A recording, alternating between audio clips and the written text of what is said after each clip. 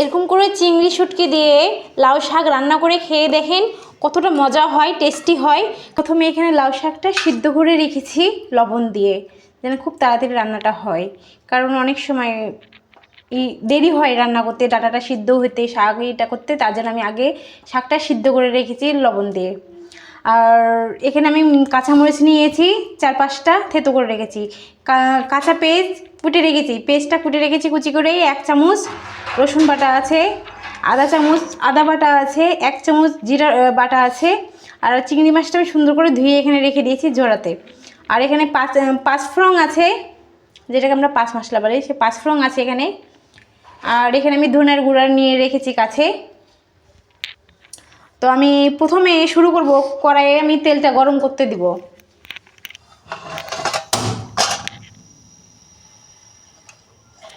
আমি চিংড়ি মাছটা ভাজবো না, কারণ চিংড়ি মাছটাতে গন্ধ থাকে না। শুটকি মাছ তো, ওই চিংড়ি মাছে খুব একটা গন্ধ থাকে না, স্মেলটা। অন্য মাছে গন্ধটা একটু বেশি থাকে, তাই আমি মাছটা ভাজবো না, আমি কষার সময় একবার ভেজে নেব। তো প্রথমে আমি তেলটা গরম করতে দিয়েছি কড়াইয়ে। এখন আমি তার মধ্যে দিয়ে দিব 5 ফোড়নটা দিয়ে দিব।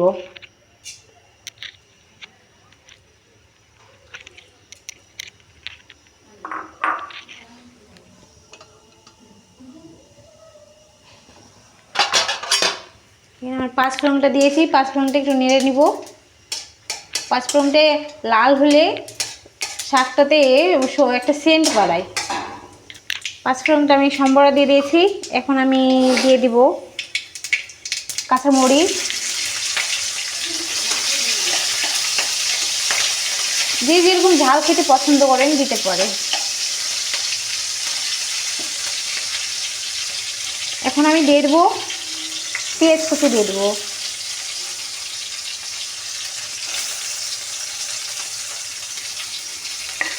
এখন আমি পেঁয়াজ কুচিটা নাড়াচাড়া করে ভাজবো।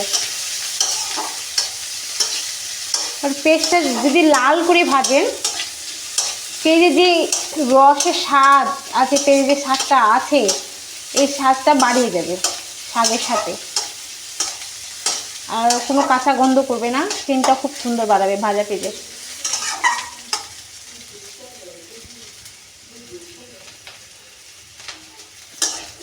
আমি একটু পর পর করে আমি পেস্টটা একটু এপুট এপুট করে আমি নেড়ে ছেড়ে নেব।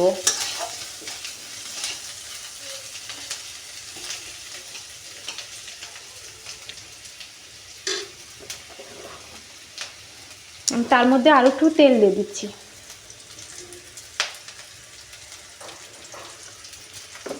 5-6 চামচের মতন আমি তেল দিয়ে দিলাম।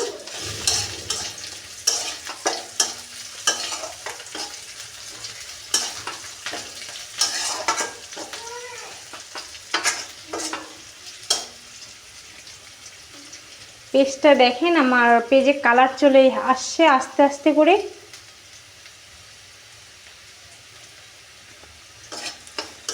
আমি একটু নেড়ে নেব।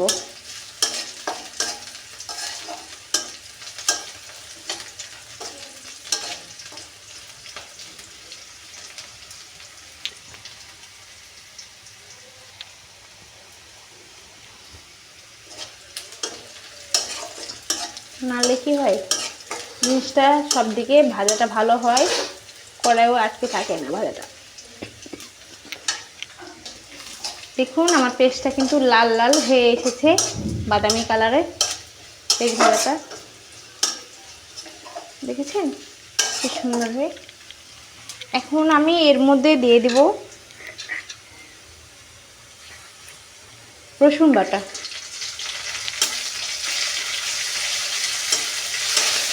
আমি রসুন বাটা দিয়েছি, আপনারা চাইলেও রসুনটা গোটা থেতো করে দিতে পারেন, সেটাও একদিকে হয়। আমি এখানে বাটাটা ইউজ করলাম। আমি তার মধ্যে দিয়ে দেবো এই আদা বাটাটা দিয়ে দেবো, আধা চামচের মতন।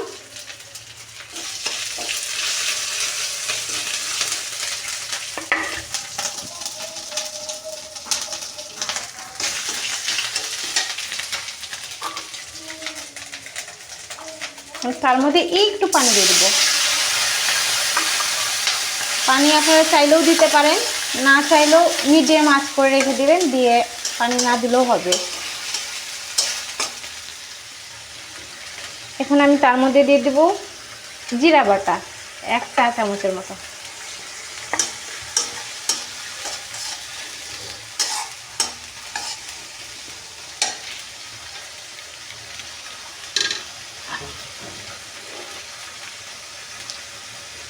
আমি তার মধ্যে দিয়ে দিব স্বাদ মতন লবণ,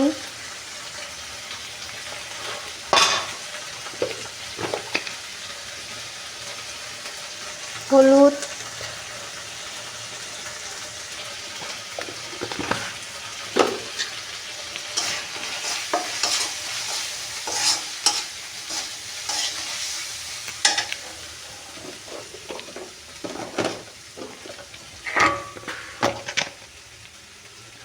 মরিচ গুঁড়োটা চাইলেও দিতেও পারেন, নাও পারেন, তবে আমি অল্প একটু দিয়ে দিলাম একটু ঝাল করার জন্য, কারণ কাঁচামরিচটা কালার হচ্ছে শাকে বেশ মানায়।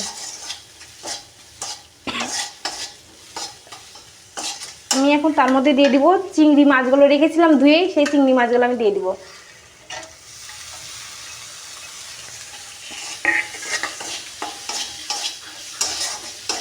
চিংড়ি মাছ বা চিংড়ি শুটকিও ব্যবহার করতে পারেন, আর যদি অন্য কোনো মাছও ব্যবহার করতে পারেন আপনাদের পছন্দ মতন। আমার পছন্দ, আমি এখন চিংড়ি দিয়ে করব, তা আমি চিংড়ি শুটকি দিয়ে রান্না করছি মাছটা।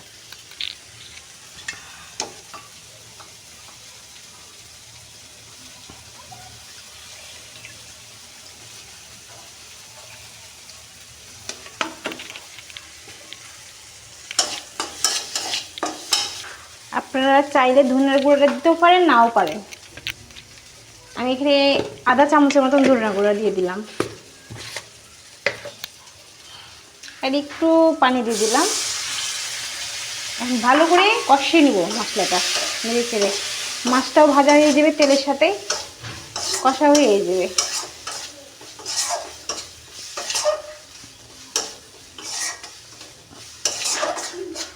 দেখুন কি সুন্দরভাবে একটা কালার চলে এসেছে, ভাজাটাও সুন্দর হয়ে এসেছে, আঠা আঠা হয়ে এসেছে।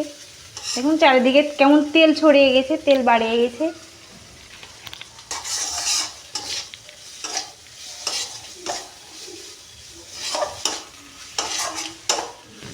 মশলাটা এখন হয়ে গেছে ভাজা। আমার এখানে আমি লাউ শাকটা আগে থেকে সিদ্ধ করে রেখেছি লবণ দিয়ে। লাউ শাকটা আমি সিদ্ধ করে রেখেছি লবণ দিয়ে। আমি এই লাউ শাকটা এখন দিয়ে দিব।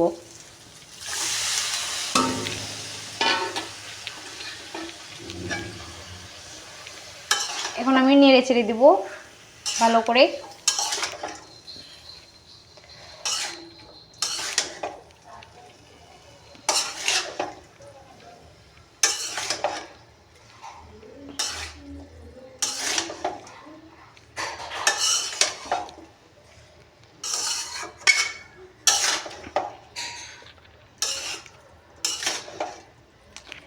মশলাটা ভালো করে শাকের সাথে নেড়ে চেড়ে দিলে মশলাটা শাকের মধ্যে ডাঁটার মধ্যে মিশে যায়।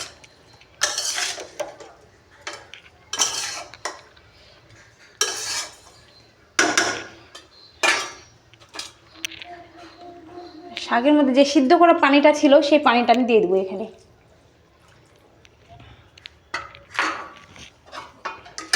এখন আমি শাকটা ঢেকে দিব রান্না করার জন্য। প্রায় তরকারিটা হয়ে এসেছে, আমি এখন ঢাকনাটা তুলব। দেখুন পানিটা একদম শুকিয়ে গেছে, কি সুন্দরভাবে সিদ্ধ হয়ে গেছে। মশলাটা শাকে এখন মেখে গেছে, মাখা মাখা হয়ে গেছে। দেখছেন হয়েই গেছে আমার শাকটা। দেখেন কত সুন্দর হয়ে আছে, একটা মাছও ভাঙেনি। দেখেছেন গোটা গোটা হয়ে আছে শাকের সাথে। শাকটা গলে গেছে, ডাঁটাটাও গলে গেছে। এখন আমি এই শাকটা নামিয়ে নেব। আচ্ছা, আমি লাউ শাকটা এইভাবে নামিয়ে রেখেছি। এইভাবে রান্না করে খেয়ে দেখেন কতটা সুস্বাদু হয়।